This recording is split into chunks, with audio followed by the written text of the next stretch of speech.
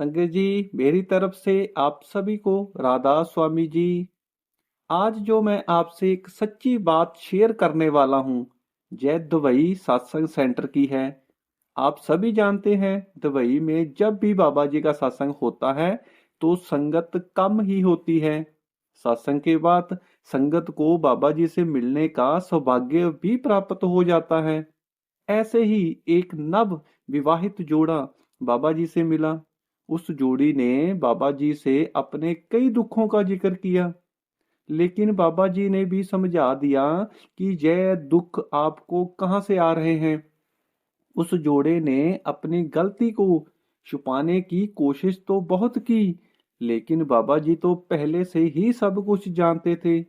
बाबा जी ने भी समझा दिया कि जो अपने माता पिता की सेवा नहीं करते, उनका क्या हाल होता है। कौन कौन से दुख उनको चारों तरफ से घेर लेते हैं, और जो करते हैं उनको क्या सुख मिलते हैं। संगत जी, हो सके तो इस वीडियो को अपने बच्चों के साथ शेयर जरूर करें, ताकि समय रहते उनको ये पता चल सके कि माँ बाप की सेवा से कौन से अच्छे फल मिलते हैं, और बाबा जी माता पिता की सेवा पर क्या कहते हैं।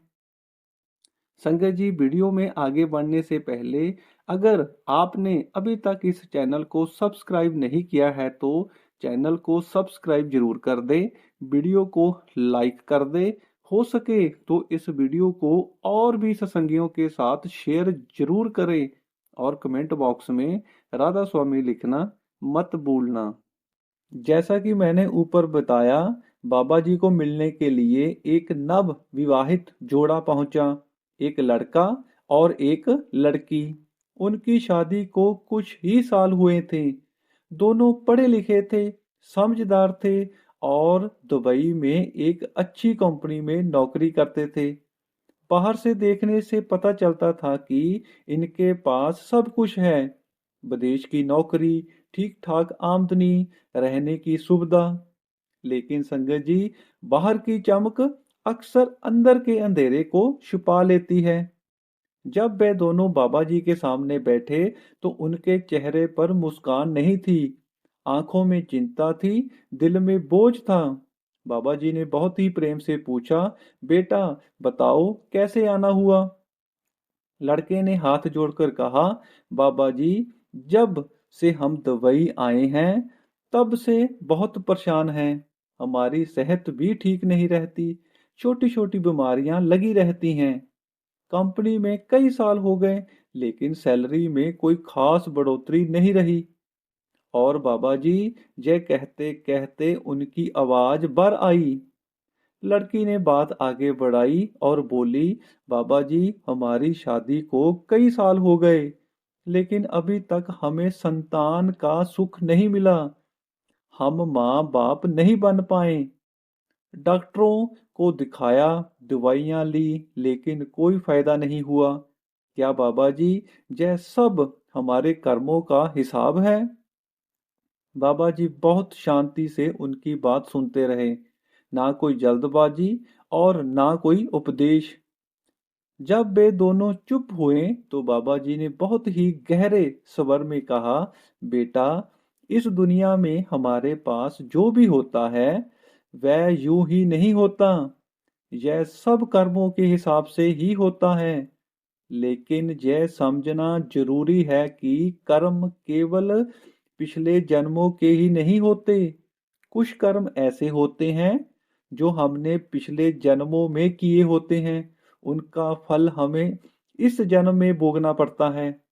लेकिन कुछ कर्म ऐसे भी होते हैं जो हम इसी जन्म में करते हैं, और उसी का फल हमें यही भुगतना पड़ता है। फिर बाबा जी ने अचानक लड़के की ओर देखा और एक प्रश्न पूछा, बेटा, तुम्हारे माता पिता कहाँ रहते हैं? लड़के ने तुरंत उत्तर दिया, बाबा जी, इंडिया में ही रहते हैं। बाबा जी ने फिर पूछा, क्या तुम उन्हें पैसा भेजते हो? लड़के ने थोड़ा गर्व के साथ कहा, हाँ बाबा जी, 3-4 महीने में एक बार जरूर भेजता हूँ। बाबा जी ने बहुत ही सरलता से अगला सवाल किया, क्या उनका गुजारा उन पैसों से ठीक से चल जाता है? यह सवाल सुनकर लड़का थोड़ा घबरा गया। उसने सिर झुकाते हुए कहा, बाबा जी, यह तो हमने कभी पूछा ही नहीं। संगत जी, यहीं से बाबा जी ने उस जोड़े को नहीं बल्कि हम सभी को एक आईना दिखाना शुरू किया। बाबा जी ने पूछा, जब तुम्हारे माता पिता बीमार हो जाते हैं या उन्हें किसी चीज की जरूरत पड़ती है तो उस समय उनकी सेवा कौन करता है? लड़के ने धीमे से कहा, बाबा जी, वह खुद ही सब संभाल लेते हैं। बाबा जी ने फिर से पूछा, क्या तुमने कभी यह जानने की कोशिश की है तुम्हारे माता पिता खुश रहते हैं या नहीं? उन्हें किसी बात का दुख तो नहीं? उन्हें तुम्हारी कमी तो नहीं खलती? लड़के और लड़की दोनों की आंखें नम हो गई। वे चुप थे क्योंकि उनके पास कोई उत्तर नहीं था। बाबा जी ने बहुत करुणा के साथ कहा, बेटा, माता पिता केवल पैसे से नहीं जीते, उन्हें अपने बच्चों का समय चाहिए, उनका प्यार चाहिए, उनका हाल चाल चाहिए।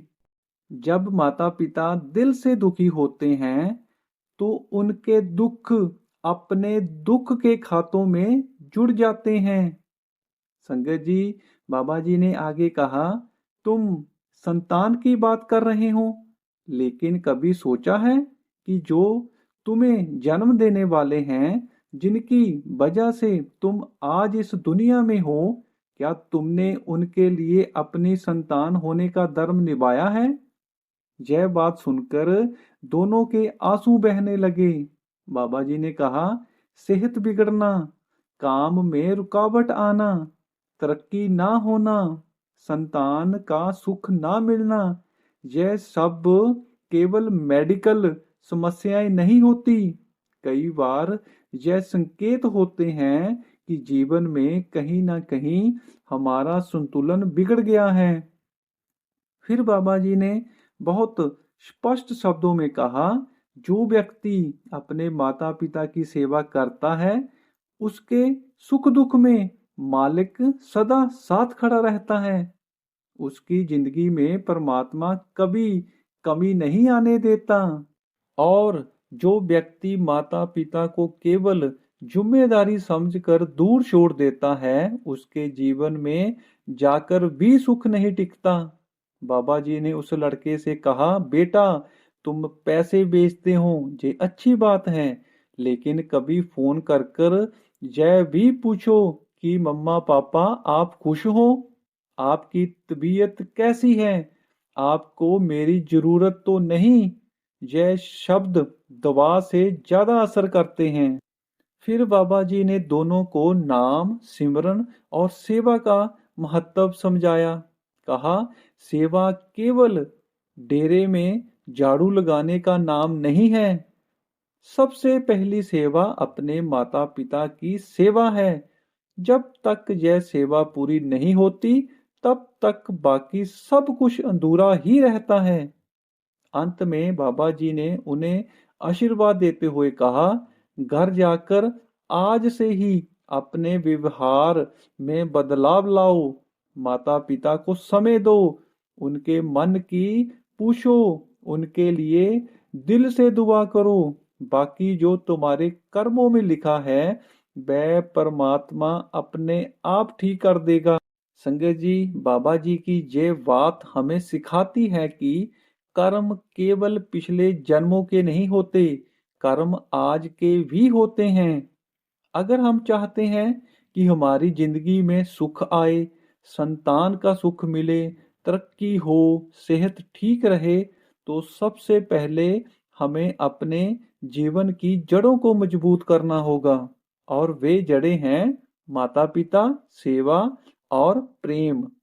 संगत जी, अगर बाबा जी की ये सभी बातें सुनकर आपको अपने माता पिता की याद आई हो, अगर एक पल के लिए भी आपके मन में ये भाव आया हो कि शायद मुझे भी कुछ सुधार करना चाहिए, तो समझ लेना बाबा जी का संदेश आप तक पहुंच गया है।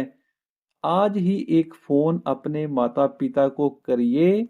अगर आपके माता पिता आपके साथ ही रहते हैं तो उनके पास जाइए और उनसे पूछिए, मम्मी पापा आप खुश तो हो?